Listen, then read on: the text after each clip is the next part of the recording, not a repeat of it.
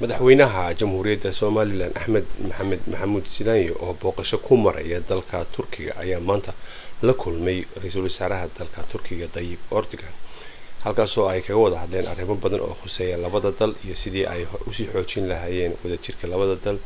waxaa kale oo wararka ay tibaaxayaan in mashaariic waaweyn ay ku jireen wada hadallada maanta halka labada mas'uul ku dhex maray oo ugu horeysa wadada Burco Ceergaabo oo runtii ah halbowle weyn oo ummadda Soomaaliland ay ku naawilisay muddo dheer haddii ay fushana ay wax weyn ugu tari doonto mustaqbalkooda iyo dhaqaalahooda. madaxweynaha waxa uu yeelaa ajenda badan iyo hawlo badan oo ay ka wada hadli doonaan madaxda dalka Turkiga sidii wasiirka arrimaha dibadda uu sheegay maanta markii uu ka hadlayay warbaahinta.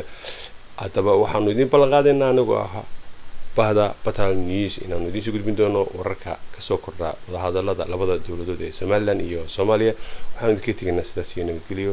Assalaamu calaykum waraxmatullaahi